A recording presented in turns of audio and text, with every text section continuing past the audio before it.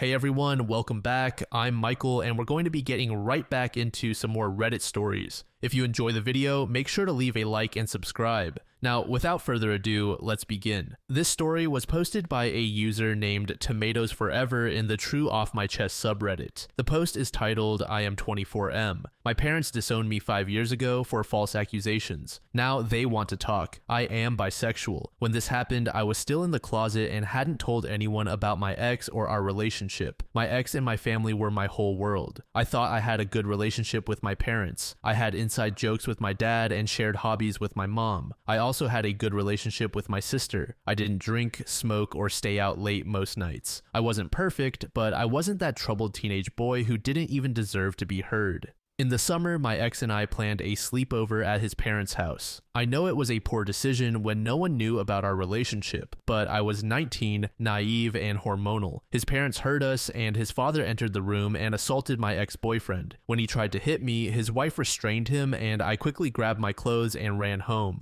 The next evening, my father entered my room and grabbed my hair while my mother was crying, asking if I had assaulted my little sister as well. I didn't understand what she was saying and told her of course I hadn't, but my father said I was just a mistake. He dragged me out of the house and told me to run away, or he would turn himself in to the police for harming me. I tried to call my ex-boyfriend to make sure he was okay, but he didn't answer. When I called my grandmother, she told me I should be ashamed and turn myself in to the police, saying she would support me if I did this. I tried to ask her what was happening, but she said she couldn't bear to hear my voice and hung up. I went to my close friend Angel's house. She wasn't home, but her father was. I hadn't planned to talk to him, but I broke down crying in front of him. He listened and assured me I had a place in his house and not to worry. The next day, my uncle told me he had spoken to my father, who claimed I had assaulted my ex-boyfriend and forced him to do things he didn't want to do. I was shocked and showed him the messages between us. I don't remember what happened next, but I was crying hysterically, Angel was holding me, and my uncle was calling an ambulance. After leaving the hospital, we spoke with a lawyer and reached an agreement with my ex-boyfriend that he would confess to my family that it was a lie, or I would file a defamation case. All the evidence was against my ex-boyfriend and he accepted, but it wasn't enough for my parents, who sent me a legal disownment letter. I will spare you the details, but know that I am fine now. 2 days ago, my parents sent me a long message asking to talk. They said my sister had died and they wanted me at the funeral on Friday and to talk. I told them to leave me alone and to give me the funeral location. They said either I talk to them or they won't give me the time and location. I want to see my little sister, but I don't want to see my parents. The thought of them only makes me sick. What did I do wrong to deserve this? Be gay. Edit, my uncle is actually my friend's father. I call him uncle out of respect for him. He isn't related to my family and doesn't know anyone except my parents. Edit, I couldn't find my sister's death record online as some suggested, but I spoke to my aunt and she assured me that my sister had died. I asked her about the location of the funeral, but she refused to tell me. I see a lot of comments saying they are lying about my sister's death. I don't think they are. I have nothing. I'm not successful. I don't own my own company or my own home. I don't even have kids. 2 weeks later, OP gave us an update. After the post and talking to ANU, I decided to meet my parents. I didn't have much time until the day of the funeral, and I didn't want to miss it. Many of you advised me not to go, but I hope you understand my position. She is my only sister. I know that she has changed and isn't the same person anymore, but I was going to say goodbye to that child I remember, not the person she is now. On Wednesday evening, I told my uncle about my decision. I didn't need to ask him if he could come with me or not. He beat me to it and said he would go with me. I asked Angel and another dear friend of mine and they accepted. I spoke to the same lawyer who handled my previous allegations. I asked him to supervise my meeting with my parents. I did not expect him to accept, but surprisingly he did. He tried to confirm my sister's death, but unfortunately, due to lack of time, he couldn't. On Thursday morning, I spoke to my parents and told them that I would meet them this evening, but on my own terms. I will have a lawyer and we will meet at a law firm. Half an hour after our meeting, my parents will give me the funeral location or I will leave. My parents tried to argue, but I put my foot down and they agreed to my terms. When I got to the law firm and saw my parents for the first time in years, they smiled at me and waved as if nothing had happened. After they sat down, the lawyer started recording the meeting and introduced himself before mentioning my first and new last name. I had heard my new last name often in the past 5 years, but at that moment it felt real. I don't know how to describe it, but the realization that I was actually disowned hit me. I feel that my parents felt the same way because the joy on their faces disappeared after hearing my name. After the lawyer finished explaining everything, the meeting started, and my parents spoke to me as if the past 5 years had not happened. I was disgusted when my mother tried to hold my hand, but I pulled away. My parents didn't say anything worth mentioning. After half an hour, my lawyer asked my parents to give me the funeral location. My father said that when the family goes through difficult circumstances, they support each other. My friend interrupted him and reminded him of my new last name. My parents seemed devastated, but my mother continued and said, "Do you know those feelings that you felt when you heard the news of your sister's death? I will feel them soon." I was confused and asked her, "What does this have to do with the funeral location?" My lawyer spoke and asked my parents if my sister had died or not. My father tried to change the subject, but my lawyer repeated the question and my father said no. "You were right, Reddit, it was a lie. My sister didn't die. The writing was on the wall, but I couldn't see it. Nothing written in the message was real." After my father told me that my sister wasn't dead, my body felt very heavy and I couldn't breathe. That's all I remember. I was told that I looked like a ghost. My lawyer tried to talk to me, but I didn't respond, so he decided to end the meeting. My father objected and started yelling at me. I tried to run, but I fell and started vomiting excessively before I passed out on the floor. I feel like an idiot. I can't believe I fell for this lie. I kept telling myself that my parents wouldn't lie to me about this. We're not in a TV show or a movie. I kept telling myself that you, who hates family drama, wouldn't get involved in something like this. I can't believe they did this to my sister. For heaven's sake, I am their son. When my dad told me that he was gonna harm me, I never thought he would do it, but now I'm not sure. I don't know who my parents are anymore. I don't even know why they lied. After the meeting, they sent me a message asking if I was okay.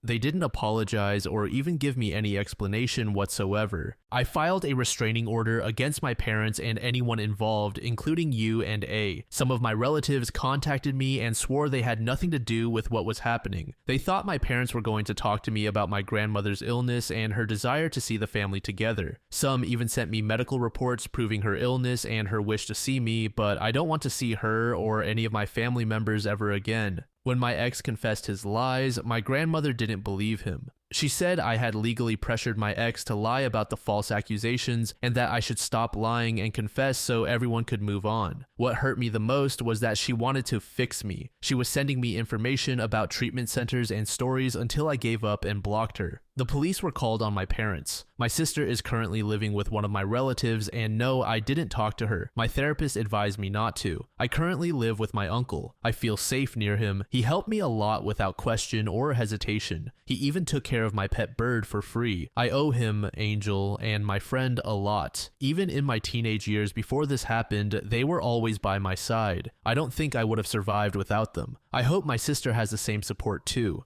I don't know why my parents resorted to lying about my sister, and I don't think I want to know. I lost what little respect I had for them. Thank you, Reddit. I don't know how this would have ended without your advice. User Fruitbat said, "What did the parents even want? I'm baffled." To this user, Charlie said, "There's obviously no remorse from the parents, so I doubt they want OP back in their lives. The only thing that makes some sense with Granny passing away is that the reconciliation has something to do with inheritance. But even that doesn't really make sense because it sounds like Granny never believed or forgave OP.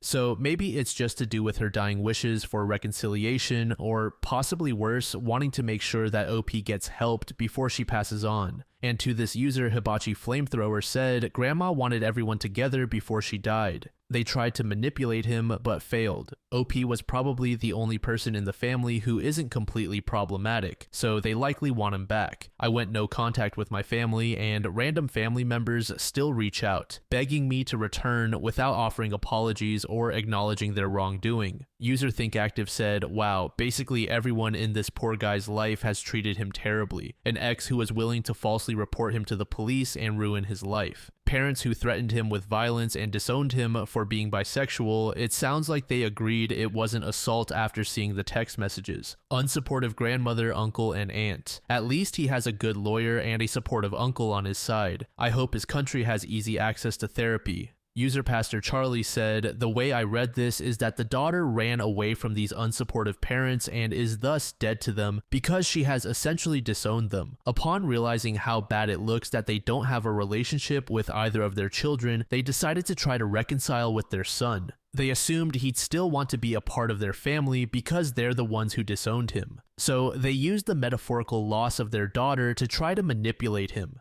Hence the statement, 'How you felt when you found out your sister is dead is how I'll feel soon.' I would still choose to have nothing to do with the parents, but now that his sister is out of their home, I think it would be reasonable to reach out to her and see if she wants to reconnect. As for everyone who is confused about why, upon finding out someone is gay, people assume they've also assaulted their sister. A significant portion of homophobes believe that gay sex is always rape, that all gay people are pedos, and that gay men will assault any child that they have access to. They also believe that all gay sex is about deviance, perversion, and control. That's why so many people object to gay representation in children's media. They literally don't see a distinction between a picture book where a child has two mothers and a picture book teaching children that aren't that bad. These beliefs are obviously wrong and dehumanizing, but we must understand them in order to fight against everything from book bans to anti-trans legislation. This next post was made in the AITAH subreddit by a user named Quiet Satisfaction. The post is titled AITAH for cutting my dad off if he misses my graduation. I'm an 18-year-old male and I have a half-brother who is the same age as me. We'll call him Cameron. Our dad got 2 women pregnant around the same time. I'm older by 6 months. My dad chose Cameron's mom over mine and they're married now. Cameron is his parents' only child. I've always felt like I was just a backup son for my dad. I know he loves me, but not as much as he loves Cameron. I live an hour and a half away from him, but he would always make the drive to see me when I was younger and still does to this day. If I ever need anything, he makes sure I get it. He took me on trips all the time, just the 2 of us. But still, I felt like an outsider. He constantly put me second to Cameron. If we both had sports games on the same day, he would always go to Cameron's with his wife. Once, when I had an award ceremony, he couldn't come because Cameron was sick. When I wanted him to teach me how to drive, he said he couldn't because he promised Cameron he would teach him first, but that he'd help me after Cameron got his license. I could list many other examples. My dad would show up to my events, but if Cameron had something going on at the same time, he wouldn't come. Cameron and I aren't friends. We get along fine when we're together, but neither of us goes out of our way to talk to the other. I think he's spoiled and obviously our dad's favorite. Our dad and his mom did him no favors because his grades are poor and his life has no direction. He didn't apply to any colleges and won't even get a part-time job. We're both graduating high school this year. His school district released their graduation schedule after mine, and of course our graduations are on the same day at the same time. We live an hour and a half apart, so obviously our dad can't make it to both. He's known my graduation date for weeks before Cameron learned his. We already had plans for him to come and spend the day with me, but as soon as I saw that schedule, I knew he was going to flake. At first, he said he wasn't sure what he was going to do. He's been avoiding the topic for weeks, but our graduations are on the 29th, so he has to decide now. Well, yesterday he took me to dinner and told me that he was going to go to Cameron's graduation. He said it was because Cameron's grandparents weren't going to be able to make it and that Cameron would only have his mom while I have my mom, stepdad, siblings, and grandparents all coming to mine. I'm not naive. It was just an excuse that I knew would come up. He tried to soften the blow by promising me he'd make up for it by taking me on a graduation trip anywhere I wanted to go, even though he had already promised me that months ago. He's taking his wife and Cameron on a family trip to Hawaii in June. It's supposed to be Cameron's graduation trip, but he promised that he and I would have our own trip too. Now, all of a sudden, that trip is supposed to also be a makeup for missing my graduation. So I told him, okay, I want to go to this one weekend event that is on the same week he's going to Hawaii. He told me he couldn't because that's when they're going to Hawaii. I didn't actually want to go to this event. I was just proving a point. I told him to postpone his Hawaii trip so he could take me to the event instead. He said he couldn't because everything is already paid for and non-refundable. I reminded him that he's missing my high school graduation and that the least he could do is prioritize me when it comes to graduation trips. He said I'd have to pick a different weekend. I told him that he doesn't actually care about making making it up to me. He only cares about what I want as long as it doesn't interfere with his real family. He denied it and told me to try to understand the position he's in. I told him straight up that he always chooses Cameron over me. For once, I want to be the first choice. So I said I'd have a ticket ready for him, but that if he doesn't come, I'll know where I stand in his life. I don't care about a makeup trip. Either he shows up and we still have a relationship, or I'm done with him. He told me that I was being unreasonable, and maybe I am, but I'm still standing my ground. I already know he's not going to come even after my ultimatum. So am I the jerk for throwing away our entire relationship over this? User Lady Vet said, definitely don't invite him to your college graduation. Even if it's clear that you would be the only son he gets to watch, Cameron will probably get promoted to head cashier somewhere and he will have to attend that ceremony, or he'll come down with another cold. Good luck. Celebrate with your real family. Don't let him ruin your day. NTA. Stand your ground. User Flat Story said, NTA, OP's dad messed this up 19 years ago and he is incapable of doing what he needs to do to make it work. Unfortunately, this means OP always gets less because dad is a weak person. This was an opportunity for dad to get his act together and realize that keeping the peace at home needed to take a back seat to maintaining his relationship with his son. The sad part is that OP has to be the adult here while dad languishes in his parental failures. A deleted user said, there's a middle ground where you simply stop making any effort yourself and let the relationship wither. I've done this with a couple of friends when I realized I was the only one putting in effort. Eventually, there was a conversation where they lamented how we've lost touch and wondered what happened. My answer was, I stopped calling you. The situation about teaching you to drive really stood out to me since you're 6 months older and would naturally get your driver's license first, but he made you wait. That's a strong point to bring up if you're looking for one. There's no plausible excuse for that. To this, OP said,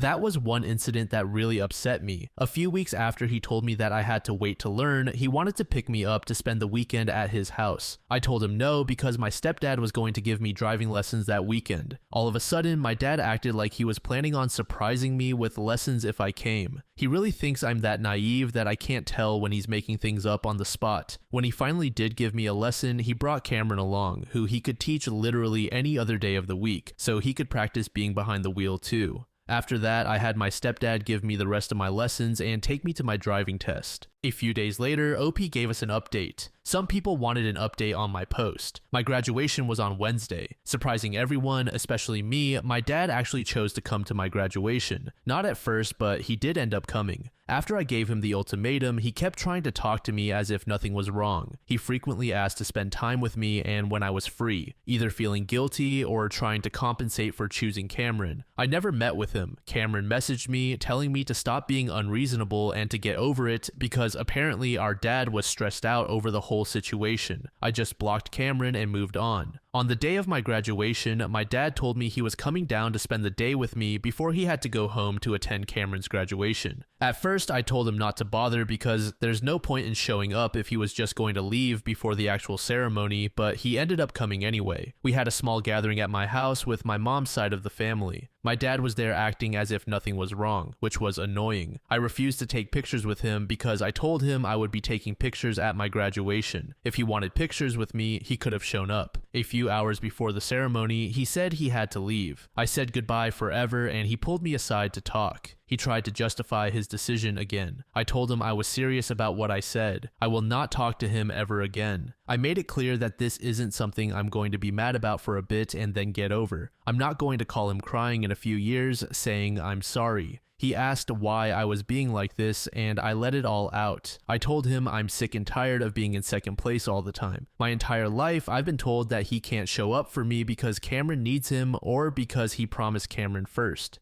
Yet, the one time I had my graduation date set and planned first, he still cancels on me for Cameron. I asked him to give me one good reason why he has to go to Cameron's graduation over mine, specifically. No, this is a tough situation, or I can't be in two places at once, etc. He said it was because if he doesn't go to Cameron's graduation, he has to deal with a frustrated wife and his entire home life will be tense. I asked him why his wife and Cameron can't ever be the ones he apologizes to and asks to try to understand. Why do I always have to be handed the short straw? He didn't have an answer. I told him I hope Cameron gets his life together because right now he's on a downward trajectory that ends with him still living at home rent-free in his 30s with a girlfriend he can't afford to propose to, let alone marry, and 3 kids who are being raised by my dad's wife. At that point, I didn't care anymore. It's true. Cameron's not making the best choices. I told my dad good luck because he's the one who will be taken care of when he's older. I'm out. I guarantee Cameron will take their money and put his parents in the absolute cheapest nursing home he can find.